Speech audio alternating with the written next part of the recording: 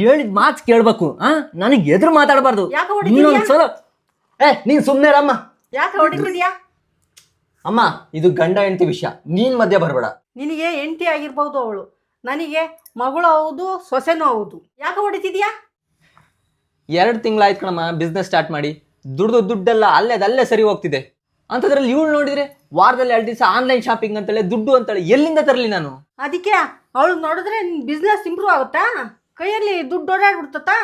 ಇಲ್ಲ, ಆದ್ರೂ ನನಗೆ ಸಾಕಾಗೋಗಿದೆ ಕಣಮ್ಮ. ನಿನ್ನ ಬಂಗಾರ ಎಲ್ಲ ಅಡ ಇಟ್ಟು ಈ ಹೋಟ್ಲು ಸ್ಟಾರ್ಟ್ ಮಾಡಿದ್ದೀನಿ ಕಣಮ್ಮ.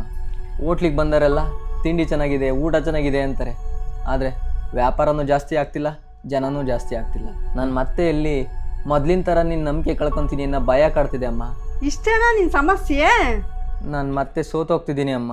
ಅಲ್ಲ ಕಣೋ, ಬಿಸ್ನೆಸ್ ಅಂದ್ರೆ ಏನು ಅಂದ್ಕೊಂಡಿದ್ಯಾ? ಇವತ್ತು ಸ್ಟಾರ್ಟ್ ಮಾಡಿ ನಾಳೆ ಬಿಲ್ಡಿಂಗ್ ಕಟ್ಟೋದು ಅಂತ ಅಂದ್ಕೊಂಡಿದ್ಯಾ? ಹಂಗಾಗಿದ್ರೆ ಪ್ರತಿಯೊಬ್ಬರು ಬಿಸ್ನೆಸ್ಸೇ ಮಾಡ್ತಿದ್ರು. 2 ತಿಂಗಳಾಯ್ತಲ್ವೇ ನಮ್ಮ ಸ್ಟಾರ್ಟ್ ಮಾಡಿ. ಅದಕ್ಕೇನಾಯಿತು? ಒಬ್ಬ ತಾಯಿ ಒಂದು ಮಗುಗೆ ಜನ್ಮ ಕೊಡೋಕ್ಕೆ 9 ತಿಂಗಳು ಕಾಯಬೇಕು. ಹುಟ್ಟಿದ ಮಗು ನಡೆದಾಡೋಕ್ಕೆ 1.5 ವರ್ಷ ಕಾಯಬೇಕು. ಆ ಮಗು ಮಾತಾಡೋಕ್ಕೆ 2 ವರ್ಷ ಬೇಕು.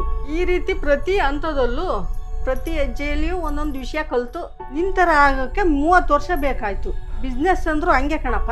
ನನಗೆ ಯಾಕೋ ಇದು ವರ್ಕೌಟ್ ಆಗಲ್ಲ ಅನ್ನಿಸ್ತಿದೆ ಅಮ್ಮ. ನಾನು ಬೇರೆ ಯಾವುದಾದ್ರೂ ಬಿಸ್ನೆಸ್ ನೋಡಲ್ಲ ಅಂದ್ಕೊಂಡಿದ್ದೀನಿ. ಸರಿ, ಬೇರೆ ಬಿಸ್ನೆಸ್ಸು ಹಂಗೆ ಆದರೆ ಅವಾಗೇ ಮಾಡ್ತೀಯಾ? ಇನ್ನೇನು ಮಾಡಲಿ ನಾನು? ಕಾಯಬೇಕು, ತಾಳ್ಮೆಯಿಂದ ಕಾಯಬೇಕು. ನೀನು ಯಾವುದೇ ಬಿಸ್ನೆಸ್ ಸ್ಟಾರ್ಟ್ ಮಾಡಿದ್ರೂ ಅದರಲ್ಲಿ ಲಾಭ ನೋಡಬೇಕು ಅಂದರೆ ತಾಳ್ಮೆಯಿಂದ ಕಾಯಲೇಬೇಕು. ಯಾರಿಗೆ ನಂಬಿಕೆ ಇರಲಿ ಬಿಡಲಿ, ನಿನಗೆ ನಿನ್ನ ಮೇಲೆ ನಂಬಿಕೆ ಇರಬೇಕು ಕಣಪ್ಪ. ಅದೇನೋ ಇಂಗ್ಲೀಷ್ನಾಗ ಹೇಳ್ತಾರಲ್ಲ, ಆಲ್ವೇಸ್ ಟ್ರಸ್ಟ್ ದ ಪ್ರೋಸೆಸ್. ಅರ್ಥ ಆಯ್ತಾ?